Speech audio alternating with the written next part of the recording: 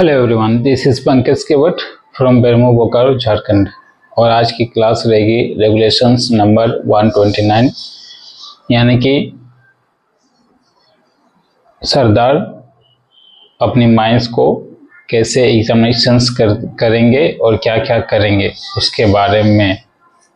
Examinations bye सरदार। पिछले classes में हम लोग या फिर स्टार्टिंग की क्लासेस में हम लोग बात किए थे माइनिंग सरदार, माइनिंग ओवरमैन बनने की क्या प्रोसेस है और क्या रिस्पॉन्सिबिलिटी एंड ड्यूटीज़ है। ठीक है, उस पर आज ज़्यादा बात ना करते हुए हम लोग डायरेक्ट 129 के रेगुलेशंस के पॉइंट को देखेंगे।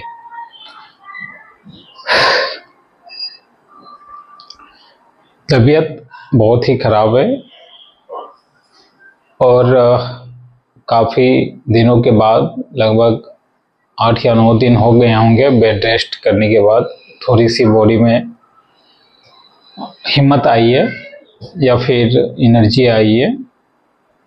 दरअसल खैर एनीवेज, चलिए पॉइंट में चलते हैं। रेगुलेशंस 129 की रेगुलेशंस में ज़्यादा कुछ खास है नहीं।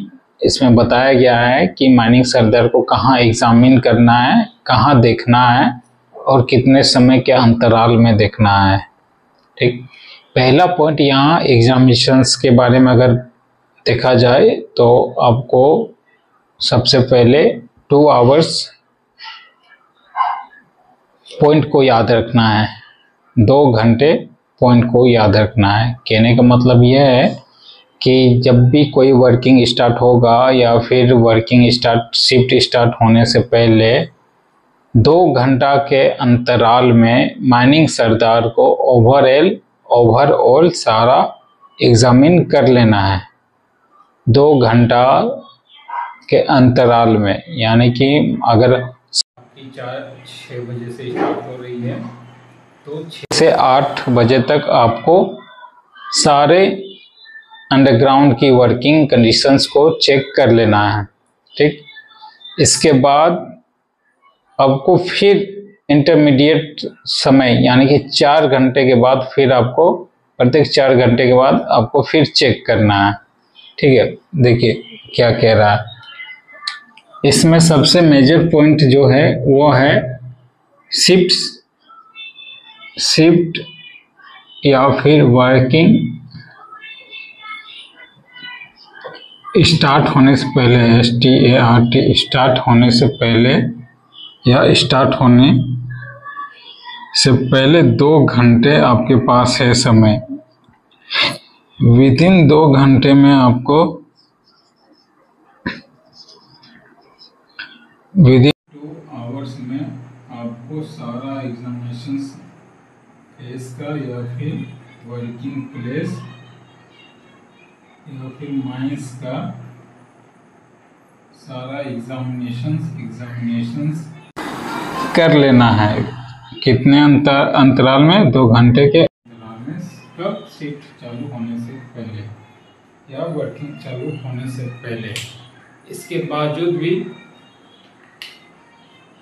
प्रत्येक 4 घंटे में आपको फिर से पुनः एग्जामिनेशंस करना है। और ये रिस्पॉन्सिबिलिटी और ड्यूटी किसकी आएगी? सरदार की। ओके, और एक पॉइंट है इसमें डाटा दिया है 3 मीटर। 3 मीटर यानी कि रूफ या साइड फ्लोर से 3 मीटर आपको एनी हाउ एग्जामिनेशंस करना है। या फिर चलेंगे 3 मीटर वाली पॉइंट में, उसमें और भी डाटा और भी बातें रखी गई है, उसको देखते हुए हम लोग आगे बढ़ेंगे।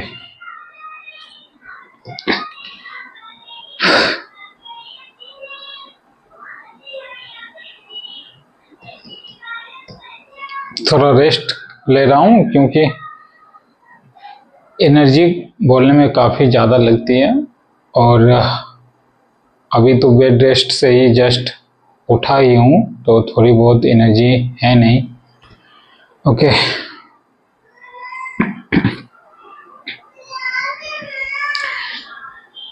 रेगुलेशंस 129 एग्जामिनेशंस बाय सरदार। पहला पॉइंट कहता है कि every place in mine whether below ground or in open cast working. Every place, जहाँ ओपन कास्ट रहे या फिर अंडरग्राउंड रहे, वैसे प्लेसेस में ट्रैवलिंग रास्ता और लैंडिंग पोजीशंस को हमेशा चेक करना है। तो यही चीज़ इंग्लिश में लिखा हुआ है, every place in a mine whether below ground or in a open cast working including travelling roadway and landing where work is carried on or where person are stationed or required to pass shall be placed under the charge of a sardar or other competent persons. कोई भी underground या open cast mines जहाँ पे travelling रास्ता हो या फिर कोई लैंडिंग का व्यवस्था हो। लैंडिंग मतलब यहाँ क्या समझते हैं? मतलब हवाई जहाज वाली लैंडिंग नहीं। ओके, लैंडिंग मतलब अगर शाफ्ट से केज नीचे लैंड कर रही है तो एक प्रकार का वो लैंडिंग हो गया। दूसरी टर्म में अगर मिनरल्स हमारा बाहर हो रहा है और जहाँ से हम डिपॉजिट कर रहे हैं वहाँ डिपॉजिट करना है तो वो उसको भी हम लोग लैंडिंग कहेंगे, या फिर किसी जगह का ठहराव को भी हम लोग लैंडिंग कहेंगे। ओके, तो वो सारे किनके चार्ज में रहेंगे?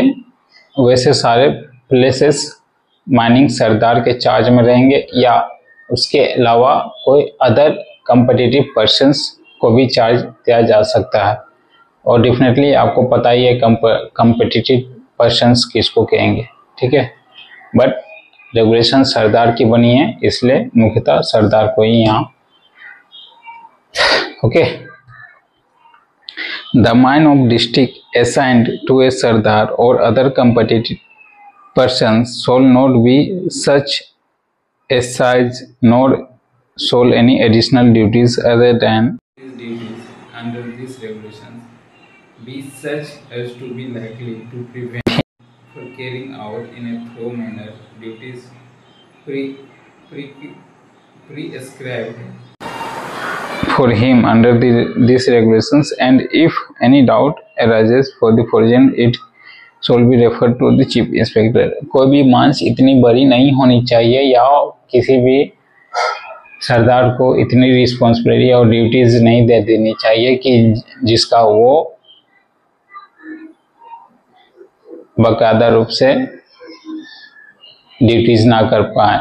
सपोज दैट अगर एक कम्पिटिटिव पर्सन्स एक सरदार को अपने 5 फेस देखने के लिए, हैंडल करने के लिए ऑर्डर दे दिया, तो वो क्या कंटिन्यू 5 फेस की रीडिंग या 5 फेस की ड्यूटी कर पाएगा?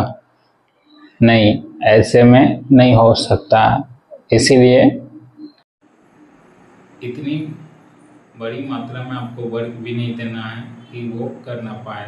ओके, और किसी प्रकार को माइनिंग सरदार को दिक्कत लगे किसी वर्किंग में या फिर किसी एग्जामिनेशन में, तो फिर वो चीफ इंस्पेक्टर को अपनी बात रख सकता है, ठीक है।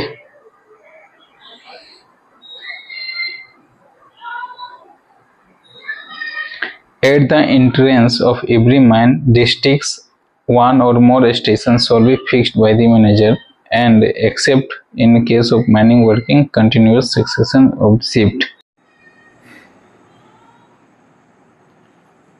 अगर क्वेश्चन अगर थर्ड पॉइंट से देखा जाए तो यहाँ क्वेश्चन पूछा जा सकता है कि माइनर स्टेशंस यानी माइनिंग स्टेशंस कहाँ बनाए जाएं, ठीक है। तो यहाँ पे आपका आंसर होगा कि माइनिंग या फिर माइनर स्टेशन हमेशा एंट्रेंस में बनाया जाएगा, ठीक है। ये आप सेंटेंस देखिए, at the entrance of every mine or district के एंट्रेंस में या फिर माइन के एंट्रेंस में one or more station shall be fixed by the manager. और कौन बनाते हैं? ये बनवाते हैं तो मैनेजर। कहाँ पे? एंट्रेंस। किसके एंट्रेंस में? डिस्ट्रिक्ट के या फिर माइंस के, ठीक है। And accept in case of mine working continuous successions of shift. No persons other than person making examinations under segregations for shall be passed beyond any such stations until all roadways and working places which required heavy examination by computer charge the mind of testings and honest.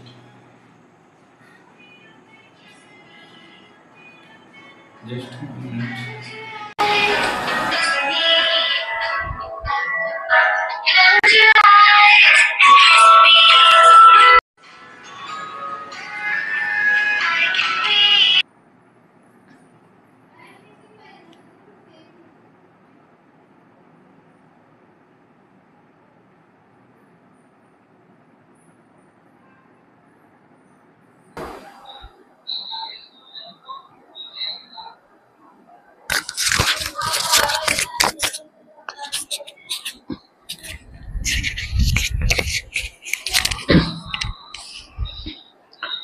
हाँ तो कहाँ थे shift working. अच्छा 129।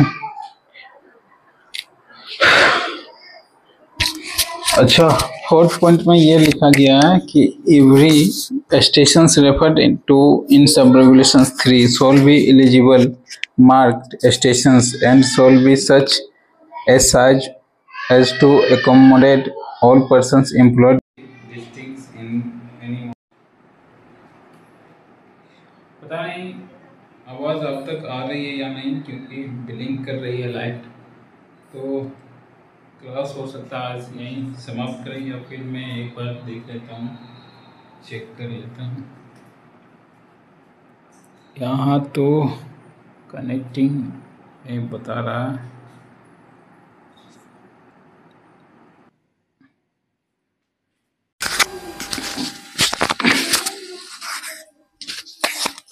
शायद disconnect हो गया था, या फिर हो सकता है आवाज़ नहीं आ रही होगी। और मैं भी अगर आवाज़ आ रही है तो आप समझिए। फोर्थ पॉइंट कहता है कि अगर हम स्टेशंस बनाते हैं, माइनर स्टेशंस बनाते हैं, तो उस स्टेशंस में साफ साफ अक्षरों में स्टेशंस लिखा होना चाहिए। एंड वो इतनी साइज होगी, इतनी कैपेसिटी की स्टेशंस होगी कि एक शिफ्ट का जितना भी एम्प्लॉय है वो अट जाना चाहिए। ओके, एक शिफ्ट का एम्प्लॉय अगर 250 है तो 250 पर्सन उसमें आराम से हो जाना चाहिए। ठीक है, तो ये फोर्थ पॉइंट कह रहा है। और फिफ्थ पॉइंट कहता है कि the Sardar or other competent persons accompanied by such stations as may required soul within 2 hours before commencement of। कुछ है नहीं, बस वही डाटा सिर्फ लिखा हुआ है।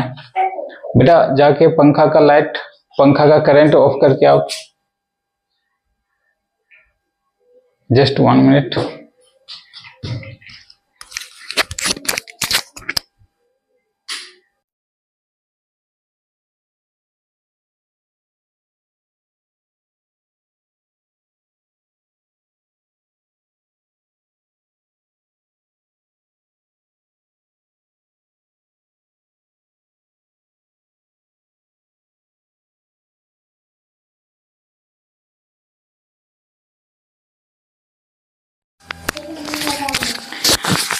हाँ, इसमें एक और मेजर पॉइंट, सबसे बड़ा पॉइंट चलते हैं कहाँ पे, रेगुलेशंस 129 का 7 point. In case of open cast working the sardar should be pay attention with overhanging, undercut, presence of loose stones, materials or trees, etc. within 3 meters of the edge of footpath for traveling, carrying and loading, fencing at the top of quarry, dispersed abundant quarries, fencing along the footpath and benches, and disused part of the abundant quarrying and fencing footpath benches were required in a person protective equipment. In case of what, in case of footpath travelling, या फिर loading point, या फिर ऐसे जगह जहाँ पे working चल रही हो, विद इन 3 मीटर। ये डाटा आप याद रखिएगा, विद इन 3 मीटर। आपको एनी टाइम एक्टिव मोड में रहना है, अटेंशन देना है और चेकिंग करना है, एग्जामिन करना है। क्या क्या एग्जामिन करना है कि ओवर हैंगिंग कोई भी फ्लोर रूफ से कोई भी स्ट्रैटा ओवर हैंगिंग ना कर रहा हो। अच्छा सॉरी, ओवर हैंगिंग, ये ओवर हैंगिंग ओपन कास्ट की बात कर रही है। अगर ये आपकी खाई है, सॉरी ये आपका हाई वॉल है और यहाँ से कुछ ऐसे निकलते हैं, ये देखिएगा ये थोड़ा ओवर हैंगिंग कर रहा है, तो ये चीज आपको ड्रेसिंग करके नीचे गिरा देना है। ये डाटा, ये पॉइंट बात रखी गई है 7th पॉइंट में। इसके साथ साथ एज का भी ख्याल रखना है ओपन कास्ट में, फुटपाथ का भी ख्याल रखना है, ट्रेवलिंग का भी रखना है, अटेंशंस देना है, केयरिंग, लोडिंग पॉइंट, फेंसिंग, यानी कि जितनी पॉइंट यहाँ रखी गई है सारे को आपको अटेंशंस मोड में रह के ही, यानी कि एक्टिव मोड में ही रह के आपको एग्जामिन और okay. The Sardar or other competitive person will be complete at the shift recorded batch. और कुछ इसमें डाटा है नहीं, सिंपल में कहाँ कहाँ एग्जामिन करना है ये बस लिखा हुआ है। अभी तबीयत मेरी खराब है इसलिए मेरे को मन भी नहीं कर रहा है, बट फिर भी मैं उतनी बातें ना करके बोर्ड पे लिख दे रहा हूँ कहाँ कहाँ एग्जामिन होता है ओपन कास्ट में और अंडरग्राउंड में। Okay,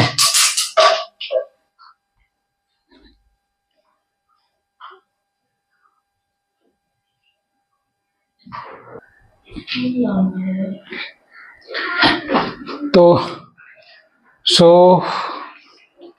these are the conditions in which mining sardars are take examinations in these places. Okay, now we are looking for the places where the mining sardar are examined.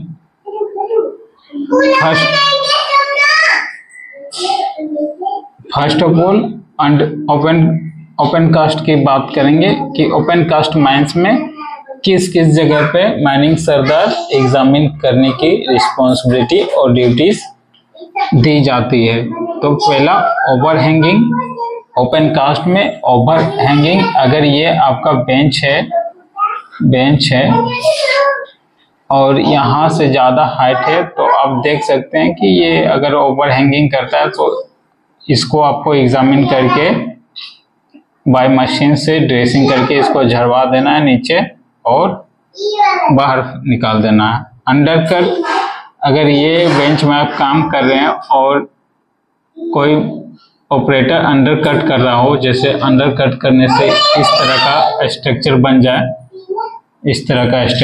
जाए, तो ये undercut कहलाता है। तो ये undercut होने नहीं देना है, ये माइनिंग सरदार की रिस्पॉन्सिबिलिटी रहेगी चेक करना। Presence of loose stone material terrace conditions within 3 metre of edge of the open cast, किसी भी एज के किनारे लूज मटेरियल ट्रेरेस या कोई लूज स्टोन ना हो, ठीक है, कितने मीटर तक, विद इन 3 मीटर तक।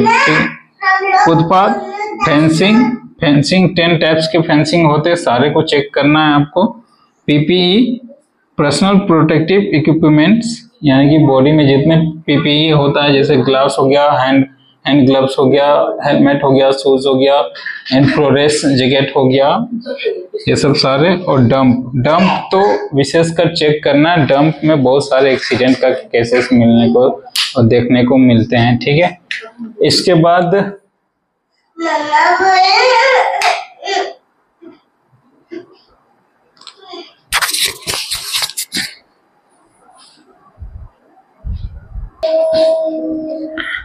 तो ये ओपन कास्ट का हुआ आपका। अब आते हैं अंडरग्राउंड में क्या क्या माइनिंग सरदार एग्जामिन करेंगे। पहला वेंटिलेशन से, प्रेजेंस ऑफ गैस है, roof and sides, presence of spontaneous, ये सारे किस में आ जाएंगे, वेंटिलेशंस में ही आ जाएंगे, ठीक है। वेंटिलेशन ऑफिसर लिख दिया, वेंटिलेशन सिस्टम्स में ही आ जाएंगे, ठीक है। उसके बाद आग लगने का खतरा भी वेंटिलेशन, सुरक्षा एनी टाइम्स एनी प्लेस, क्या सुरक्षा होना चाहिए क्या नहीं, ये सब सारे सरदार एग्जामिन करेंगे। सपोर्ट को भी लेके, और सपोर्ट को लेके कुछ सपोर्ट आपके पास नहीं है तो सरदार क्या करते हैं, मैनेजर को डिपोर्ट करते हैं। Manager, owner